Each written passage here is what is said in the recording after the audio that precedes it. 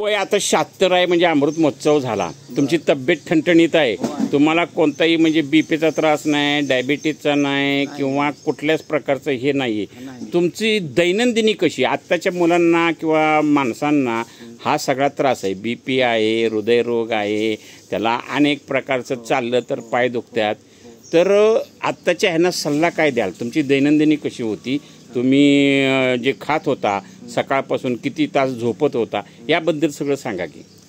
पूर्वीचं काय असायचं, साधे जेवण असायचं. भाकरी, एखादी भाजी किंवा मग रानात कुठं भुईमुग शेंगा असतील, गाजर असेल, मुळा असेल, असं तोंडलावर अशी काकडी असेल, असं होतं. आणि साधा आहार होता, सात्विक आहार होता थोडक्यात. म्हणजे सात्विक म्हणजे नैसर्गिक आहार, म्हणजे युरिया सुपला घातलेला काय नव्हता. नव्हतं त्या काळात. आणि दूध कसलं पित भरपूर होतं? होतं. म्हशीचं, गाईचं? गाईचंही होतं, म्हशीचंही होतं, जास्त गाईचंच होतं. होय. अरे वा. मग गाईच्या दुधानं खूप देशी गाई. हो, देशी गाई. आणि देशी गाईमुळं दूध हे फार, आईनंतर गाई. हा हा हा. तर त्या दुधाचा तुम्हाला परिणाम आहे की तुम्ही चांगला, कुठलाही रोग नाही. नाही नाही हां, हे सत्य आहे. आताच्या दुधाला म्हणजे गाईंना, गुरांना पेंड घालतात, हे करतात, हे चांगलं आहे का? नाही नाही, ते चांगलं नाही. ते तिनं गवतच खायला पाहिजे, हरळीच खायला पाहिजे, अशा पद्धतीचं तुमचं म्हणणं दिसतं आहे. खुराक आहे तो, खुराकाला सुद्धा एक प्रकारचे काही वेगळाच वास आहे. आता तुम्ही हे जे आहारशास्त्र सगळं सांगितलं, किती तास माणसाला झोप आवश्यक आहे? दिवसात झोपावं का नाही? आणि संध्याकाळी किती वाजता झोपावं? संध्याकाळी साधारण 9-9:30 खरं म्हणजे झोपायला पाहिजे. आणि म्हणजे सकाळी 5ला मनुष्य सहज उठू शकतो. भरपूर झोप होते. साधारणतः 7 तास झोप असावी माणसाला. आणि कमीत कमी आता ज्याच्या त्याच्या स्वभावावर किंवा प्रकृती अवलंबून, कोणी 4 तासही झोपते तरी ते ठणठणीत आहेत. पण माणसाला एक माझ्या वाचनाप्रमाणे मी सांगू शकतो की 7 तास झोप आवश्यक आहे. 7 तास म्हणजे 9 वाजता उठलं तर ब्रह्ममुहूर्तावर 4 वाजता उठायलाच पाहिजे.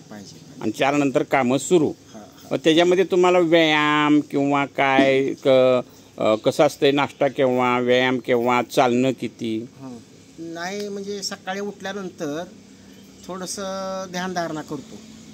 मी माझे गुरु दहीसरला आहेत, शक्तिपाताची दीक्षा घेतली मी. अरे वा. आणि त्याच्यामुळं थोडंसं ते नामस्मरण करतो. त्याच्यानंतर मग स्नान केलं की, स्नान केल्यानंतर पूजा असते. तुमचे गुरु म्हणजे काय? म्हणजे दत्ताचे भक्त आहेत का शंकराचे, कशाचे?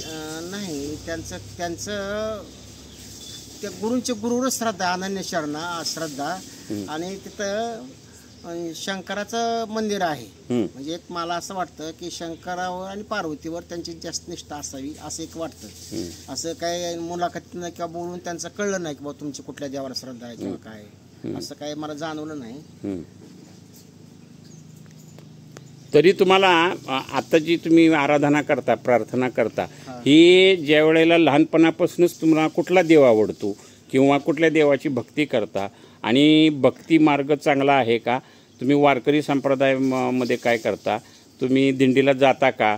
ह्याबद्दल काय सांगाल? माझे वडील पायी पंढरपूरची वारी करीत होती. पायात चप्पल नव्हती, काय नव्हती, आणि चालत. त्यावेळेस रेल्वे नव्हती. नंतर रेल्वे आली. पुढं वय झाल्यानंतर ते एसटीने किंवा याने प्रवास केला त्याने थोडा काही दिवस, पण जास्त करून एसटीच, आपलं पायीच. परत त्या आळंदी ते पंढरपूर ह्याही काय त्याने वाऱ्या केले. ते आता मी काही वारी केली नाही, पण पंढरपूरला येतोय मी. मुलगा जातो कधी, मी जातो कधी. पण विठ्ठलावर भक्ती आहे. विठ्ठलावर भक्ती आहे.